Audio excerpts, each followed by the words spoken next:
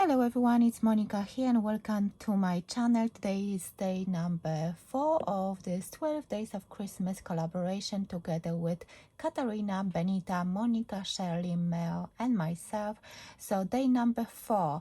As you can see at front of me, I've got 3 previous projects. So on day number 1 we had a prompt Sweet Christmas, then we had shaped cards, and then we had full of sparkles. So these are the previous projects I shared on my channel. Of course, the other ladies shared different things, so if you miss any of those videos, please go over or check the playlist or go over to other ladies as well. We share videos every day at 6 p.m. UK time and up to the 12th of July. So let me start with today's prompt. So Christmas floral. Previous videos were a bit longer, so today I decided to prep quite a lot. So let me show you what I'm going to use. I'm using this scalloped and pierced circle nesting dies by Chloe's. I'm using only Chloe's products today, except of some glitter card and other cardstock. I'm using this set. I'm using actually that branch over here. And I've got this magazine, volume 11 by Chloe's as well, and I'm using the poinsettia. I was thinking to use the Merry Christmas, but it doesn't fit my card, so my card will be without the sentiment for now. Of course, I'm using some papers which I included in this magazine, and I'm using some I actually cut those and I adhere them to a thicker cardstock, and to make them a little bit stronger, so I'm using some of those elements as well. So let me start with my card today. So if you don't know, if you haven't noticed, I love making circular cards, so this is what I'm going to do again. So I've got those two circles and I'm going to create myself a card base. So what I do, I just create a little flap, just a small one, just to hold both of those pieces together. Of course, you need to burnish it as well, just to secure that score line, so you can maneuver your card. And the next step, I cut a little bit of the bottom. So let me bring my button, just line it up and snip just a little bit, so my card will not fall flat because it has a top fold, so it will be standing up really nicely. So now I can add the glue to that little tab,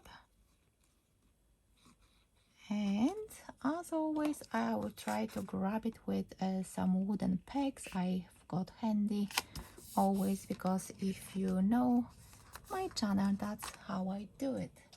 So let me grab those pegs, and then we can work on the other layers. You can see that because I just added some glue under that layer. This paper is from the magazine, so it's a very thin paper. I didn't actually back it with a thicker card like in those two under those two elements, but most of my card will be covered, so I'm not worried about that. So let me remove the backing paper, and then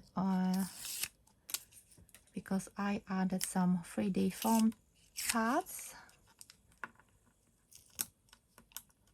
and just to give a little bit more dimension to my project. So if you watch my previous videos, do you have your favorite project I've done so far? I'm just really curious if you do have one which is your favorite maybe.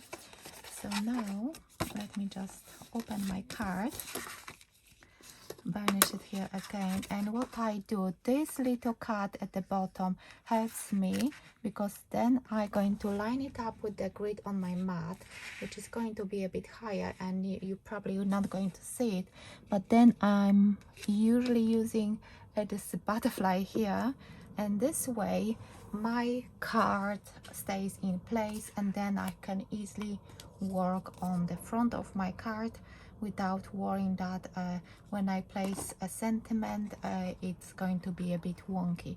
So now I can place, as you could see, I forgot to mention that whoever watches my videos knows that I always add a little bit of glue, liquid glue on top of the 3D foam pads, just to make it stronger and last longer. I think it's just double protection, and I prefer to use that a little bit of glue just to make sure that it will last forever.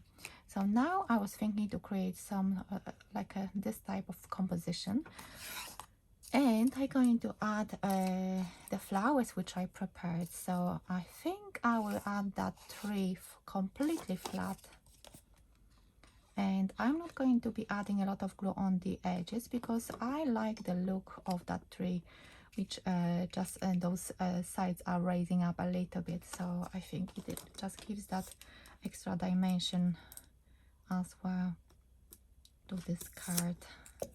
And this card actually looks a little bit sparkly, like it could be actually a theme for yesterday's video. I could use the same project, but yes, Christmas floral, that's the theme. And I hope you're going to join us by using the hashtag 12 days of Christmas in July. Share it whenever you share your projects, so we can see and we can comment under your videos, posts. I try to upload all of my projects on Instagram and Facebook. It's a little bit busy, but I am trying to do that. So as you can see, there is not much space for my sentiment, but I might actually add it later on. So let me just put those flowers on the side like so, maybe like in a cluster, and then I will add those branches as well, just to fill up this composition. I think those flowers, those poinsettias, are really pretty, and I like blue poinsettias, and because they are made of I cut them out of Centura pearl, and the same like with those branches. The branches are kind of grayish, but I think they match really nicely. Let me just snip the end a little bit so I can just tuck it under. And for that, shall I use the hot glue? Yes, just a little bit, so I can just leave that poinsettia and add those branches. I will keep cutting the edges, the ends, and yeah, it fits. It's usually good to try and do like a dry run to see if everything fits, especially when you're using a hot glue, because once you actually put it somewhere, it will stick and you might destroy your product. So be very careful how you place your leaves or whatever whenever you use hot glue. I might actually add it here. So as you can see, there is not much space for the sentiment, and I don't think every card needs a sentiment. I think the composition, when it's really pretty composition, it can be enough. And anyway, I'm going to write something inside the card as well. So let me just see if it fits. Yes, it does. And I think I will have it just enough of those branches to fill up this composition.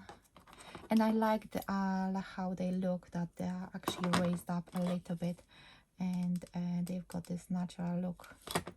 Oh, I didn't check if this one will fit, but hopefully it will.